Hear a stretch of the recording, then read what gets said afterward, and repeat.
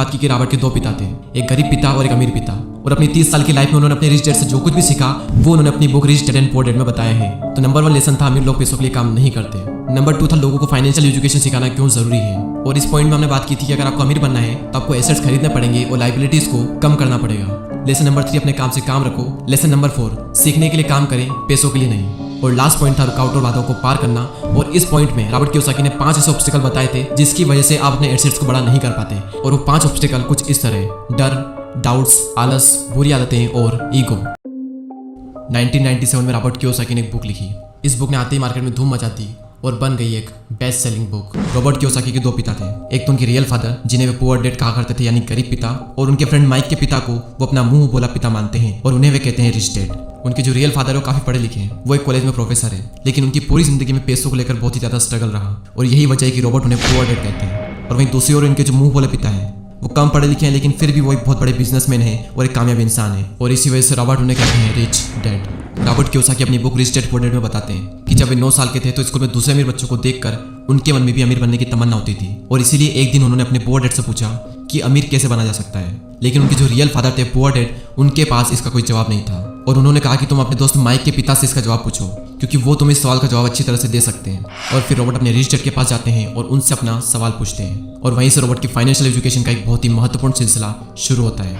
उनके rich dad उन्हें life के डिफरेंट स्टेजेस पर अमीर बनने के लिए और हमेशा अमीर बने रहने के लिए कुछ इंपॉर्टेंट लेसन बताते हैं। और इसी के साथ इस बुक में वो कई सारी चीजें बताते हैं, जैसे कि पैसों को किस तरह से मेंटेन करना चाहिए, पैसों को काम पर कैसे लगाएं, और ऐसी कौन सी गलतियां हैं जिसकी वजह से गरीब हमेशा गरीब ही रहता है। और इसके अलावा वो बताते हैं कि अगर गरीब इंसान भी इसमें बताई हुई बातों को फॉलो करे तो वो भी जल्दी से अमीर बन सकता है। तो अब हम बात करते हैं उन इंपॉर्टेंट लेसन के बारे में।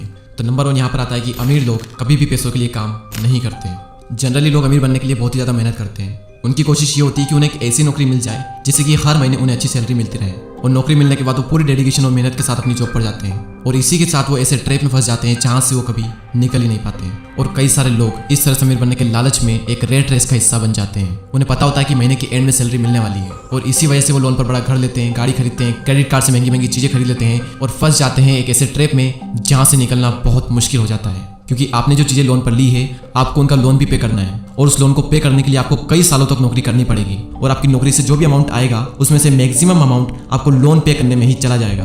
और इसी तरह से कई सारे लोगों की जिंदगी लोन पे करने में और नौकरी करने में ही निकल जाती है। अब सवाल ये आता है कि पैसों के लिए काम ना करें तो क्या करें। अमीर लोग जो होते हैं वो पैसों के लिए काम नहीं करते, वो कुछ ऐसा करते हैं जिसकी वजह से पैसा उनके लिए काम करता है।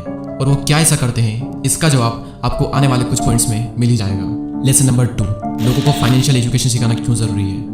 दूसरे लेसन में रिच डैड ये सिखाते हैं कि इंसान के लिए पैसों की समझ बहुत ही ज़्यादा ज़रूरी है, लेकिन आमतौर पर दुनिया के हर देश में हर तरह की पढ़ाई होती है सिवाय फाइनेंशियल एजुकेशन के। ऐसा इसलिए क्योंकि एक सिस्टम बना हुआ है कि खूब पढ़ो, अच्छे नंबर लाओ और फिर एक अच्छी नौकरी करो। पर सच्चाई यह है कि किसी भी तरह की जॉब आपको कभी भी अमीर नहीं बना सकती। मान लीजिए कि कोई भी इंसान बहुत पढ़ लिख कर मेहनत करके डॉक्टर या इंजीनियर तो बन जाता है, लेकिन वो भी 9 to 5 की नौकरी के चक्रव्यूह में फंसकर रह जाता है, जैसा कि हमने फर्स्ट पॉइंट में बात की थी। और इसी 9 to 5 के चक्रव्यूह से बाहर निकलने के लिए रिच डैड ने एसेट्स और लायबिलिटीज के बारे में बताया है। एसेट्स उन चीज़ों को कहते हैं जो आपकी जेब में पैसा डालती है, और लायबिलिटीज उन सब चीज़ों को कहते हैं जो आपकी जेब से पैसा निकालती है। एग्जाम्पल के लिए अगर आपने अपने किसी घर को रेंट पर दिया है तो उसे हम कहते हैं एसेट्स, क्योंकि वो घर आपकी जेब में पैसा डाल रहा है। और वहीं दूसरी ओर अगर आप एक न्यू कार लोन पर लेते हैं तो उसे हम कहते हैं लायबिलिटीज, क्योंकि वो कार आपकी जेब से पैसे निकाल रही है। और अमीर बनने के लिए सबसे ज़्यादा जरूरी चीज़ है कि आप एसेट्स खरीदें और लायबिलिटीज को जितना हो सके उतना कम करें। और ये सब बातें आपको दुनिया के किसी भी स्कूल में नहीं सिखाई जाती, क्योंकि वहाँ पर तो सिर्फ आपको अच्छी जॉब हासिल करने के बारे में ही सिखाया जाता है। ये कभी भी नहीं सिखाया जाता कि अपने पैसों को ग्रो कैसे कराया जाए,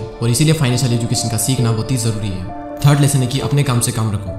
इस लेसन में रिच डैड ने बताया है कि काम से जॉब करने वाला इंसान कोई भी ऐसा दूसरा काम कर सकता है जो उसकी इनकम को बढ़ाए। इसके लिए जरूरी नहीं है कि शुरुआत बड़े लेवल से ही की जाए, क्योंकि हर किसी के पास इतना पैसा नहीं होता। आप अपनी नौकरी करते हुए भी अपना कोई भी पसंदीदा काम कर सकते हैं। एग्जाम्पल के लिए कोई इंसान स्कूल में टीचर है तो वो उसका प्रोफेशन है, ना कि उसका बिजनेस। उसका अपना काम वो होगा जो वो खुद शुरू करेगा।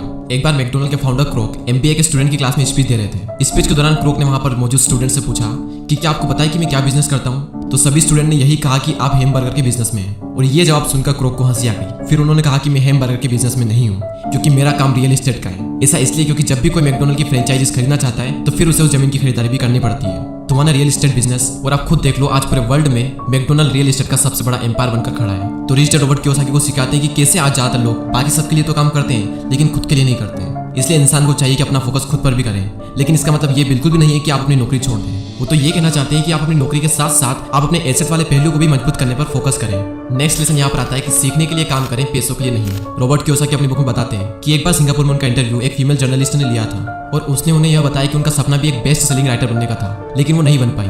उस महिला के लिखने का तरीका काफी अच्छा था और रॉबर्ट ने उसके कई सारे लेख पढ़े भी थे, तो इसलिए रॉबर्ट ने उस महिला को सेल्स ट्रेनिंग का कोर्स करने की राय दी। लेकिन ये सुनकर वो महिला नाराज हो गई क्योंकि वो बहुत ज्यादा पढ़ी लिखी थी और उसके पास में इंग्लिश लिटरेचर में मास्टर डिग्री थी और उसके हिसाब से सेल्स का काम सीखना उसके स्टैंडर्ड का नहीं था।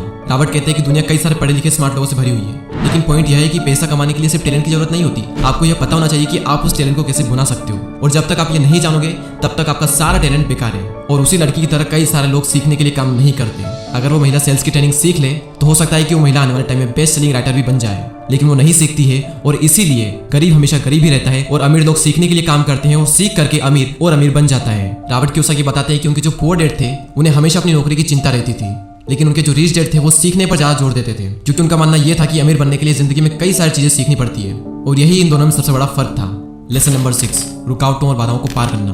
रॉबर्ट कियोसाकी अपनी बुक में ये भी बताते हैं कि कई सारे लोगों को पैसे की समझ तो होती है, लेकिन फिर भी उनके रास्ते में कई सारी ऐसी रुकावटें और बाधाएं आ जाती है जिसकी वजह से वो अपने एसेट्स को ज्यादा बड़ा नहीं कर पाते। और रॉबर्ट ने 5 ऑब्स्टिकल बताए हैं। पहला है डर। दुनिया का कोई भी इंसान हो उसे पैसों का नुकसान तो बुरा लगता ही है। पैसे को गंवाने का डर अमीर को भी बहुत ज्यादा होता है, लेकिन प्रॉब्लम यह है कि पैसे का नुकसान होने के बाद उस कंडीशन से निपटा कैसे जाए। इंपॉर्टेंट ये है कि आप अपने फेलियर को किस तरह से लेते हो। अमीर और गरीब के बीच में सबसे बड़ा फर्क यही होता है कि वो अपनी असफलता का मुकाबला किस तरह से करते हैं। सेकंड जो ऑब्स्टिकल है वो है डाउट। पैसे को इन्वेस्ट करते समय हम सबके मन में डाउट होता है जो कि हमें जाम कर देता है। हर किसी के मन में सवाल होता है कि अगर मैंने इन्वेस्ट किया हुआ पैसा डूब गया तो क्या होगा, अगर सब कुछ मेरे बनाए गए प्लान के हिसाब से ना हुआ तो। इस तरह के सवाल और डाउट से हम हमेशा डर जाते हैं और जिस भी काम को करने का सोचते हैं उसे शुरू ही नहीं कर पाते हैं, और इसी तरह से हजारों मौके हमारी आंखों के सामने से गुजर कर चले जाते हैं और हम देखते रह जाते हैं। तीसरा ऑब्स्टिकल है आलस, जो कि इंसान का सबसे बड़ा दुश्मन है और इंसान को कभी भी आगे नहीं बढ़ने देता। रॉबर्ट कहते हैं कि जो लोग सबसे ज्यादा बिजी होते हैं असल में वही लोग सबसे ज्यादा आलसी भी होते हैं। जिंदगी में हर टाइम पैसों के लिए काम करने वाले लोगों को यह बात समझनी चाहिए कि किसी भी चीज की अति गलत होती है। चौथा ऑब्स्टिकल है बुरी आदतें। रॉबर्ट कहते हैं कि अगर दो लोगों में कंपैरिजन किया जाए तो उनकी आदतों में बहुत ज्यादा फर्क होता है। साथ ही रॉबर्ट ये कहते हैं कि वो सबसे पहले खुद को पैसे देते हैं और इसी वजह से वो खुद को फाइनेंशियली और इमोशनली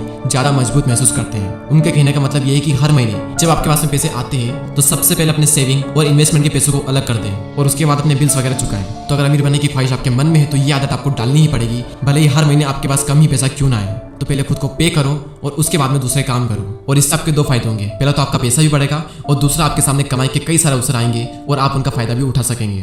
फिफ्थ ऑब्स्टिकल है अहंकार यानी ईगो। रिच डैड यह भी कहते हैं कि कुछ लोगों में अहंकार बहुत ही ज्यादा होता है और इसका यूज वो अपनी अज्ञानता को छुपाने के लिए करते हैं। वो कहते हैं कि मुझे जो भी नॉलेज है मैं उसी की बदौलत पैसे बनाने में कामयाब होता हूँ, और जो चीजें मैं नहीं जानता उनकी वजह से मैं अपने पैसों को गवा देता हूँ। इसलिए अगर किसी चीज की जानकारी आपको अच्छे से नहीं है तो अपनी ईगो को साइड में रखकर उस चीज को अच्छे से सीखें। अगर आप ये करते हो तो आप एक बहुत बड़े नुकसान से बच सकते हो। चलिए अब हम इस वीडियो की समरी देख लेते हैं। तो सबसे पहले हमने बात की कि रॉबर्ट के 2 पिता थे, एक गरीब पिता और एक अमीर पिता, और अपनी 30 साल की लाइफ में उन्होंने अपने रिच डैड से जो कुछ भी सीखा वो उन्होंने अपनी book rich dad and poor dad में बताया है। तो नंबर 1 लेसन था अमीर लोग पैसों के लिए काम नहीं करते। नंबर 2 था लोगों को फाइनेंशियल एजुकेशन सिखाना क्यों जरूरी है, और इस पॉइंट में हमने बात की थी कि अगर आपको अमीर बनना है तो आपको एसेट्स खरीदने पड़ेंगे और लाइबिलिटीज को कम करना पड़ेगा। लेसन नंबर 3 अपने काम से काम रखो। लेसन नंबर 4 सीखने के लिए काम करें, पैसों के लिए नहीं। और लास्ट पॉइंट था रुकावट और बाधा को पार करना, और इस पॉइंट में रॉबर्ट कियोसाकी ने 5 ऐसे ऑब्स्टिकल बताए थे जिसकी वजह से आप अपने एसेट्स को बड़ा नहीं कर पाते। और वो 5 ऑब्स्टिकल कुछ इस तरह: डर, डाउट्स, आलस, बुरी आदतें और ईगो। और दोस्तों मैं आप सबको रिकमेंड करूंगा कि आप सबको ये बुक जरूर पढ़नी चाहिए। इस बुक की लिंक नीचे डिस्क्रिप्शन में है।